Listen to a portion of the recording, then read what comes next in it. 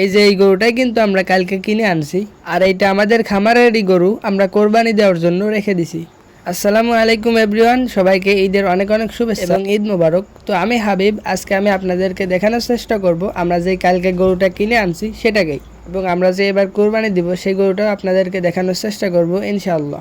তো এখানে যে জায়গাটা দেখতে পাচ্ছেন, মূলত এখানে আমরা খামারটি করছি। তো প্রথমেই বলে নিয়েছি, ঘরটা কিন্তু এখনো অন্ধকার, যেহেতু আমরা ঘরটা নতুন করছি, মানে খামারটা নতুন করছি, তাই ভালভের লাইনের সেটআপটা তেমন একটা করা হয়নি। মানে আমরা একটা বোর্ড বসানোর চেষ্টা করব, তো সেটা বিভিন্ন কাজের কারণে আমরা করতে পারিনি। তো ইনশাল্লাহ ঈদের পরে আমরা এই কাজটা করে ফেলবো। তো এখানে যে গরুটা দেখতে পাচ্ছেন, মূলত এই গরুটা কিন্তু আমরা কিনে আনছি। তো এই গরুটা আপনারা বলবেন যে কত দাম হতে পারে একটা আনুমানিক, তারপরে আপনাদের কমেন্টের ভিত্তিতে আমরা ইনশাআল্লাহ বলে দেওয়ার চেষ্টা করব যে কত দিয়ে আমরা কিনছি গরুটা। আমাদের খামারে মূলত 8টা গরুর মতো রাখা যাবে। তো এখন বর্তমানে 5টা গরু আছে, তার মধ্যে এই গরুটা কিন্তু আমরা কোরবানির জন্য কোরবানি করে দেবো ইনশাআল্লাহ। এইটা মূলত আমাদের খামারের গরু। তো আমরা সিদ্ধান্ত নিয়েছি যে এই গরুটাই আমরা এবারে কোরবানি দেওয়ার চেষ্টা করব। এই গরুটা মূলত আমরা 2 বছরের আগের মতো কিনছিলাম এক জোড়া হিসাবে। তখন মূলত আমাদের খামারে এই 2টা গরুই ছিল।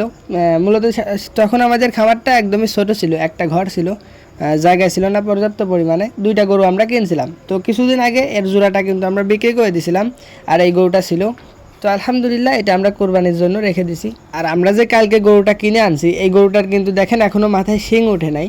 তো আপনারা বলেন যে এই গরুটা মানে আমরা কত দিয়ে কিনছি। যেহেতু আপনারা গরু মানে খামারের ভিডিও দেখেন, তো আপনাদের একটা ধারণা আছে যে গরুটার দাম কত হতে পারে। তো সেই অনুযায়ী একটা দাম বলেন, দেখে আমরা লাভ করছি, মানে গরুটা কিনে লাভ করতে পেরেছি নাকি লস হয়েছে। আর আমরা যেহেতু খামারটি নতুন করছি, আমাদের কিন্তু ভুল হতেই পারে, এটাই স্বাভাবিক। তো আপনাদের যাদের খামারের অভিজ্ঞতা আছে আমাদের ভালো পরামর্শ দিতে পারেন, ইনশাআল্লাহ আমরা সেটা করার চেষ্টা করব। তো সবাইকে ঈদের অনেক অনেক শুভেচ্ছা। আল্লাহ তাআলা আপনাদেরকে ভালো রাখুন, সুস্থ রাখুন।